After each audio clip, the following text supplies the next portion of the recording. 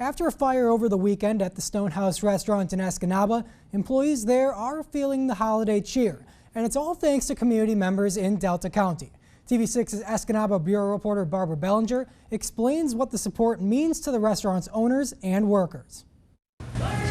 Instead of dashing through the snow, Cindy Myron dashed through the store on Christmas Eve. She was on a 2-minute shopping spree thanks to Elmhurst County Market. Myron is a longtime employee of the Stonehouse restaurant in Escanaba. I've been at the Stonehouse for 23 years, and it's like family.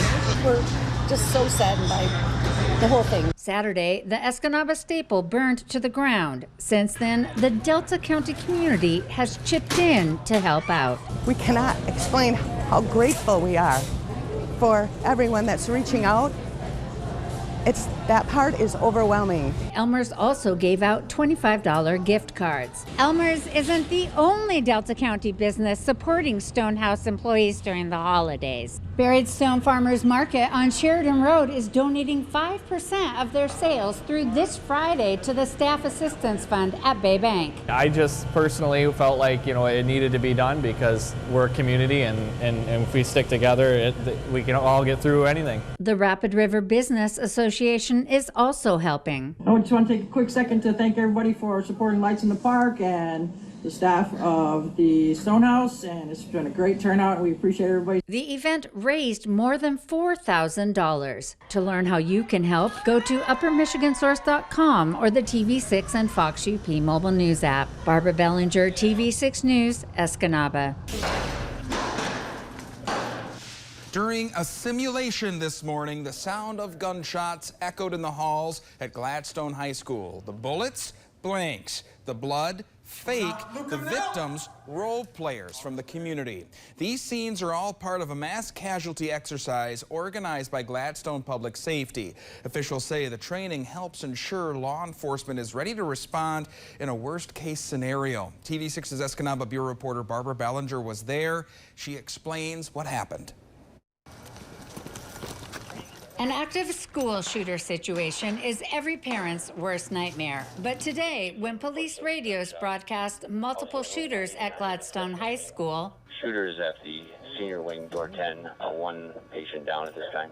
It signaled the start of a multi-agency training exercise. We decided that instead of just talking about what would happen in a mass casualty incident, we would put it into play. Robinson says every department has a plan for an active shooter situation. But we've never really put that plan together for all the moving parts, and that was the main reason to get together today, was to put all those plans together and to see where we're lacking. Officers in the training did not know the scenario beforehand. Robinson says the goal was to have the exercise be as close to real life as possible. Robinson says the department has held active shooter scenarios before, but this is the first one to include emergency medical services. The public safety director says it's an area that could use improvement. We need to get better at getting our rescue task force into this building and taking care of the injured. Dr. Edward Bigsby led the response by the Rescue Task Force, which includes EMS, search and rescue, and fire services. Bigsby says he expected communication issues. Coordinating the response between EMS and rescue services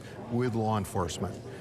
Even though the two groups work closely together every day, this is kind of a unique situation. Robinson says lessons learned will help develop a better plan. He hopes to hold the training every year. Barbara Bellinger, TV6 News, Gladstone. Today, kids of all ages tacked and jibbed their way through a UP downpour. It was the Gladstone Sail School's final day of 2 weeks of classes. A junior instructor told TV6's Escanaba Bureau reporter Barbara Bellinger why he loves to sail. I like being able to get on the water and have fun. This is Wilhelm Stallman's 4th year at the Gladstone Sail School. Getting used to being able to tack and stuff is kind of hard, but as soon as you get the sail in the right angle, it's easy. Helping newer students learn how to tack is part of his job. This is Stallman's 1st year as a junior sail instructor. I guide them what to do because they don't know what to do yet, and if I give them an idea on how to do it, they could start doing it by themselves. Troy Drebenstedt is the lead instructor at the Gladstone Sales School. He brought the school back to life 4 years ago. Our first year we started out with 8 kids. That was 4 years ago. And this year we have almost 50 students. Drebenstedt says the school is for sailors of all skill levels and all ages. This year we had a wide range. Our youngest was 5 and our oldest was 69. Classes are held in Mary's Cove. It's very shallow, so when they do their capsizing drills, most kids can stand. Today, the students put their new skills to work.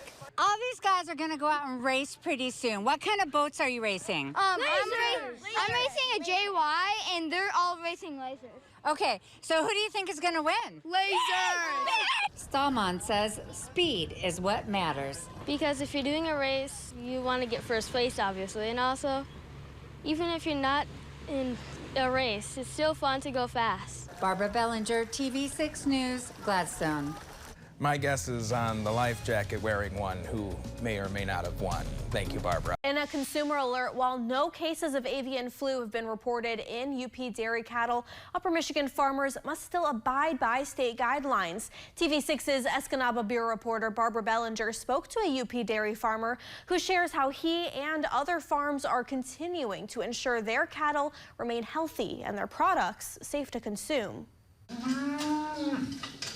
Senator Ed McBroom's family owns Melody Dell Dairy in Vulcan. The farm has around 300 dairy cattle. I enjoy working with the cows and seeing the new calves and raising up the next generation. But McBroom says he's had to change a few things to comply with new state-ordered dairy farm protocols related to the bird flu outbreak. I have to have a cleaning, sanitizing station. I put up signs in various places to help visitors know where my biosecurity perimeter is. According to MDARD's website, bird flu was first detected in Montcalm County in March. Since then, it's been reported in 12 counties, including one more downstate county yesterday. But the department says the state is past the initial surge.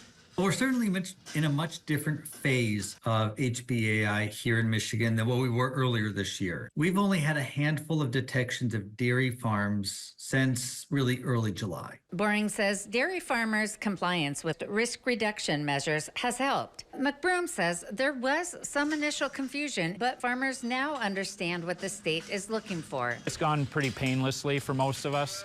And certainly because we don't have the disease here, it's been a little more relaxed. McBroom wants dairy consumers to be assured about one thing. Pasteurized milk remains 100% safe to drink. Barbara Bellinger, TV6 News, Vulcan.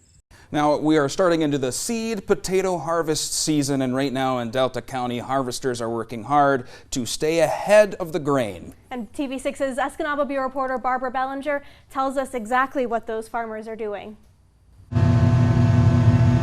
It's harvest time on the 98-year-old Hanson family farm in Cornell. We're harvesting right around 300 acres, which is about 10 to 12 million pounds of potatoes. Seed potatoes, that is. Scott Hansen is a fourth-generation farmer. He says seed potatoes are smaller potatoes grown to sell to large potato farms. There's 5 seed growers in the UP, and that's where the seed starts to supply the whole state of Michigan, believe it or not. Commercial growers cut the seed potatoes into quarters and replant to produce potato crops. We ship to Wisconsin, Indiana, North Carolina, Ohio, and Canada. Hansen says before the seed potatoes are sent to commercial growers, they spend about 6 months on the farm in buildings just like this one. They'll be piled in there about 15 feet high. Hansen estimates the harvest will take about 3 more weeks with the help of a group of retirees and family. I have a son, he's out in the field right now. He's running the windrower. And he's 20 years old, and he is the 5th generation of this farm. Hansen says the future of the farm looks bright, especially with the next generation getting involved. Barbara Bellinger, TV6 News, Cornell.